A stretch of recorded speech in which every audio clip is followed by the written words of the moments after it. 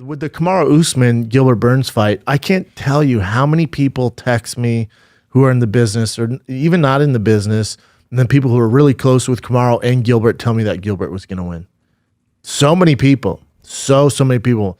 My boy Todd, who bets big on the fights, like, I'm gonna put money on Gilbert, man. He's 3-1. I'm like, I don't see it, man. I just don't. And I know people tell me how the sparring rounds went and in camp and how many times they've trained together. It's just a different level. It's not a knock on Gilbert. You know, he's had a great career and he's gonna be around for a while. But it's when you're talking about championship rounds, you're talking about championship fights, the pressure of those big championship fights. Kamaru's been there a few times and he passes with flying colors. Gilbert's never been there. This is his first one. He's fighting a tough opponent, Kamaru Usman. You know, we'll get into is he the best welterweight ever. I'm not ready to give him that, but I know a lot of people are. That's the hype beast thing to do right now. You know, so I besides, you know, him clipping him, catch him, which he did rock him that first round. Like, ooh, maybe these guys were right. You know, Kamaru said that he goes, that's exactly how our sparring went. You know, I would stay calm, cool, collected. He would throw bombs. Sometimes he'd clip me, and then, you know, I'd take over as the rounds went on. That's kind of how this went. You know, Gilbert rocked him early on. The speed difference was definitely something to be noted if you're fighting Kamaru in the future. Gilbert's speed advantage was insane. But Kamaru's jab, shout out to Trevor Whitman. That's what Trevor Whitman does. When it comes in, his game plans, you know, the one with Gaethje was a complete shit show, but with Kamaru, just sticking behind that jab, and it really, really worked. And, you know, Trevor's known as this savant now when it comes to coaching. His bread and butter is teaching guys how to jab. That was my thing when I was with him for the longest. That was Shane Carwin's thing, even though you saw Shane just knocking fools out left and right. Shane's jab was his best tool. My jab was my best tool. Nate Marquardt's jab was his best tool. Elliot Marshall's, Cody Donovan's, GSP, Rashad Evans. You go through the list of guys and you see one thing in common. Everybody had a jab. So Trevor Whitman's bread and butter is teaching you to use the jab as a tool and setting up the big shots. So when I found out Kamaru was going to Trevor Whitman to switch up his training, get away from the camp that they were training at with Gilbert Burns, first thought his jab's going to get a whole lot better. Sure enough, his jab is what won him the fight. So, you know, I know Gilbert clipped him early on. That could happen to anybody. And most guys that get clipped by that would be knocked out. Shows you what kind of shape Kamaru's in. You know, it's right behind the ear. There's really nothing you can do for that. And then Kamaru just kind of took over. And it was tough to see in Gilbert, you know, the way he dealt with that loss. I think most guys feel that inside, but a lot of guys don't show it.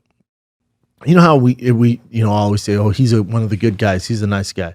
When I say this about Gilbert Burns, I'm fucking telling you guys, he's the best guy in this. He's so fucking nice. And you can see it, man. You can see it after that loss.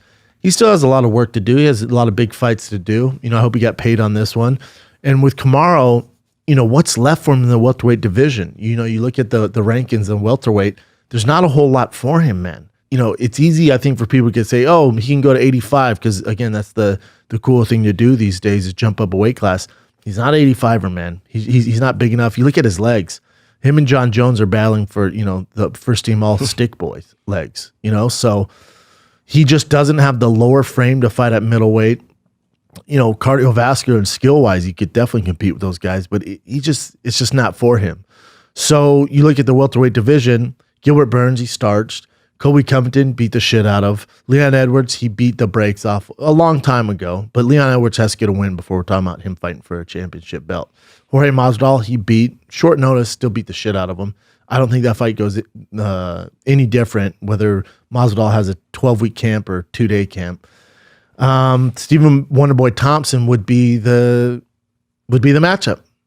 That's the one matchup where I'm like, God, that's a tough fucking fight for Kamaru. Is it the most exciting? I don't know, man. You know, you have Kamaru trying to stick behind the jab, which really doesn't work with a guy like Wonderboy. He's not there to jab. He doesn't do the fundamental boxing that a lot of these fighters do. His hands are low. His footwork's too good. So you might get a grappling clinic out of Kamaru, but, you know, Wonderboy's just not there to take down. So that's an interesting fight. You know, then the dark horse, which I keep telling you guys, Michael Chiesa. He's the dark horse. So besides Wonder Boy and Michael Chiesa, who are you going to pay for to watch Kamaru beat next? You're not going to watch any of those guys I mentioned. Jorge, Leon, Colby, Gilbert, Woodley he beat, who's ranked 7. Damian Maia, who he beat, ranked 8. Neil Magny, no. Luque, no. Can Wonder Boy get a title shot coming off? He's beat 2 young lions.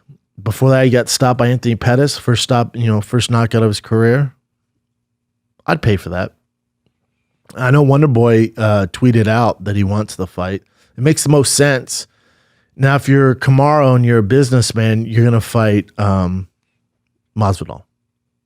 If you're a businessman, you want to make the most money possible, and you want Wonder Boy to get one more win under his belt against a guy like Leon Edwards or Colby Covington, or who knows, or maybe he fights Gilbert Burns.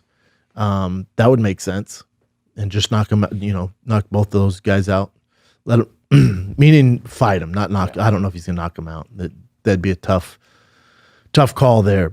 I don't think he knocks Wonder Boy out or Masvidal, but I think he can definitely beat those two. He'd be favored in both those fights. Now, Wonder Boy won. Wonder Boy. It's just I feel like if you get the call to fight Wonder Boy, you're just kind of like, shit. Your camp's gonna be different. You got to bring in fucking karate and taekwondo guys left and right. The whole camp's fucking weird. It's just a completely different animal. So if you're looking for a curveball, you're looking for a changeup, Wonder Boy's your Huckleberry, man. And that's a tough fight. That's a tough fight for anybody. But I'm curious about it. I would definitely take my money. But again, if I'm a businessman and I'm Ali, that's his manager, right? Ali? I think so, yeah. Yeah, if I'm Ali, I'm doing Jorge Masvidal next.